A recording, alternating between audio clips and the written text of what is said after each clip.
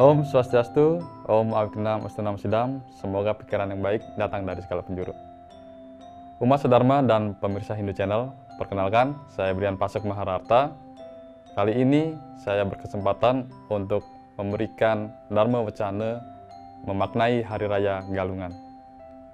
Seperti kita ketahui bersama, bahwa Hari Raya Galungan ini adalah suatu momentum perayaan bagi umat sedharma di Indonesia, khususnya untuk umat Hindu, bertepatan pada 210 hari atau hari Rabu Wuku Dunggulan, yang mana kita akan memperingati tentang perayaan dari Hari Raya Galungan.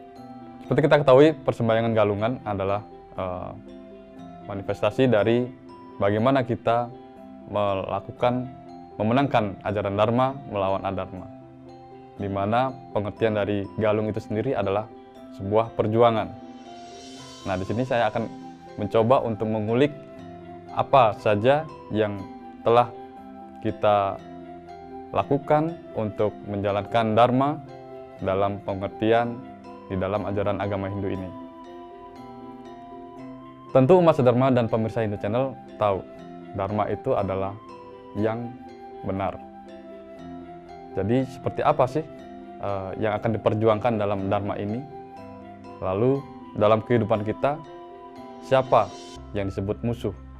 Dan mengapa atau bagaimana meminimalisirnya? Mengenai makna galungan, dalam lontar Sunarigama dijelaskan, Ude Kliwon Dunggulan, ngaran galungan, patitis ikang janyana semadi.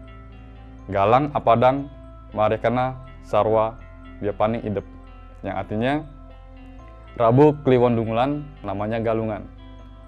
Arahkan bersatunya rohani supaya mendapatkan pandangan yang terang untuk melenyapkan segala kekacauan pikiran. Jadi umat sedharma, dalam pengendalian dari pikiran seseorang untuk mengendalikan dirinya sendiri supaya terhindar dari segala kenestapaan atau hal buruk yang lainnya dalam kehidupan karma wacana, itulah yang dimaknai dalam perayaan Hari Raya Galungan ini. Di sini saya mencoba untuk mengajak generasi muda Hindu bagaimana kita memaknai Hari Raya Galungan ini sebagai spirit kita untuk memperjuangkan. Karena seperti yang pernah saya baca, kembali mengingat dalam kisah Ramayana, dikisahkan seorang Rama memperjuangkan istrinya, yaitu Sinta, yang mana melawan musuhnya adalah Rawana untuk di kerajaan Alengka. Nah, di kisah Ramayana itu disebutkan musuh dari seorang Rama ada di seberang lautan.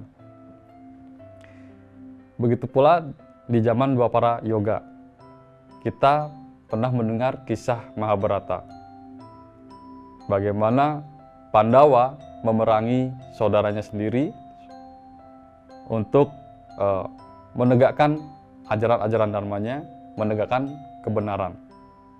Di situ dikisahkan bahwa musuh terdekatnya adalah lingkungan keluarga atau saudara sepupunya sendiri.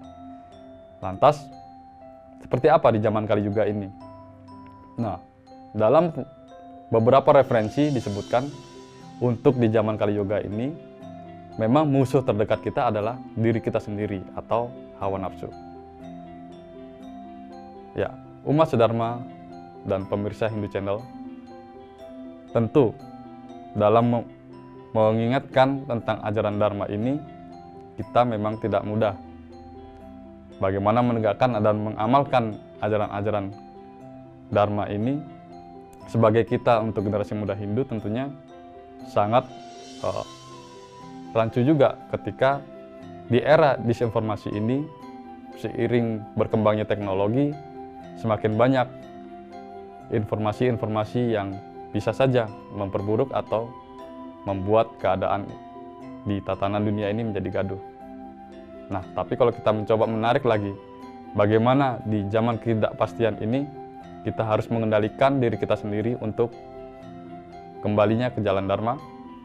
Sudah ada disebutkan, yaitu kita mengenal yang namanya satripu atau 6 musuh pada diri manusia. Di situ ada Kama, ada Loba, ada Kroda, ada Mada, ada Moha, dan Matsarya. Tentu kita pernah ingat bagaimana dalam ajaran Satripu ini benar-benar mempengaruhi bagaimana tindak tunduk laku kita sebagai seorang individu di keluarga, baik itu di masyarakat dan juga komunitas negara. Kalau kita sering dikendalikan oleh nafsu, dalam arti kama ini ego yang berlebihan dan melakukan hal-hal yang keinginan yang sangat buruk, tentu dampaknya juga kita akan menjadi manusia yang tidak bermanfaat, yang mana dikendalikan oleh hawa nafsu inilah yang membuat kita untuk menjadi banyak maunya. Kebetulan ketika kita masih muda misalnya, kayak saya sendiri, kalau kita tidak pernah mau melakukan ajaran-ajaran dengan spirit yang benar, tentu pergaulan-pergaulan yang sangat liar itulah yang akan kita temui, dan itu akan berdampak buruk juga bagi kita. Kemudian untuk loba, yaitu rakus, selalu ingin menang sendiri. Maka dalam Satripu ini diingatkan bahwa setiap manusia untuk harus sering berbagi dan juga tidak harus mementingkan egonya sendiri. Dan juga ada Kroda, bagaimana seorang manusia ini sangat dikendalikan oleh rasa amarah yang berawal dari kekecewaan ataupun ketidakpuasan terhadap sesuatu yang ia miliki. Berikutnya ada Mada, yaitu kemabukan, yang mana di sini seorang individu akan berhadapan dengan bagaimana dia di dalam lingkungan terdekatnya dia akan menjadi superioritas, yaitu dia ingin selalu menang sendiri dan ia selalu ingin yang merasa paling hebat, paling kaya, paling akhirnya dia sendiri yang akan mendapatkan kecelakaan itu. Kemudian ada Moha, yang mana ketika seseorang sudah sangat dikendalikan oleh ego tadi, kemudian dikendalikan hawa nafsu dan amarah yang sangat tinggi, akhirnya dia sendiri yang kebingungan gitu, mau membedakan yang mana benar dan mana yang salah. Apalagi di era informasi seperti ini, tentu dia sendiri yang akan merasakan kerugian dengan kebingungan itu tadi. Dan terakhir adalah Matsarya, yaitu akumulasi dari Kroda atau amarah yang berujung pada perasaan iri dan dengki. Baik umat sedharma dan pemirsa Hindu Channel, di sini saya ingin menekankan bagaimana ketika era informasi ini, banjirnya sumber informasi, itu membuat diri kita untuk harus memproteksi diri dan memilih dan memilah mana saja yang bisa kita yakini untuk menjadi pedoman kita dalam melaksanakan dharma agama dan dharma negara. Sebagai generasi muda, tentu kita dituntut untuk melakukan atau melanjutkan yang namanya tradisi-tradisi budaya leluhur. Tapi ketika tadi penjelasan tentang Satripu kita tidak bisa mengendalikan, tentu di era media ini yang sangat pesat perkembangannya, membuat kita menjadi kering literasi. Untuk itu, seperti yang sudah dilakukan oleh Hindu Channel misalnya, platform media ini, itulah yang membuat kita sebagai generasi muda bisa melek informasi dan juga kita menambah wawasan.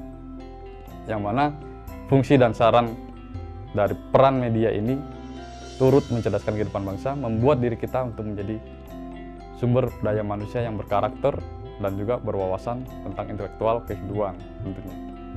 Untuk itu, segala informasi yang diproduksi oleh media harusnya memberikan suatu manfaat lebih bagi kehidupan manusia dan dapat dipertanggungjawabkan kebenarannya. Untuk itu, saya mengajak untuk teman-teman di generasi muda Hindu ini bisa mengembangkan lagi spirit dan juga semangat literasinya yang lebih baik. Umat sedharma dan pemirsa Hindu Channel, mungkin tidak banyak yang bisa saya jelaskan, Namun, di momen peringatan Hari Raya Galungan ini, sebagai pribadi kita harus memenangkan diri kita sendiri, menjauhi segala perbuatan yang buruk, dan setidaknya kita harus memberikan manfaat lebih buat masyarakat sekitar. Untuk itu, pada perayaan Galungan kali ini, mari kita bersama-sama untuk merayakan kemenangan Dharma atas Adharma, sehingga kedamaian bisa lebih baik, baik jasmani maupun rohani, dan tatanan hidup masyarakat menjadi lebih bijaksana, harmonis, dan bahagia. Semua buat semua. Terakhir, dengan semboyan Bhinneka Tunggal Ika Tanhana dan Dharma, perbedaan hanya satu kebenaran yang abadi.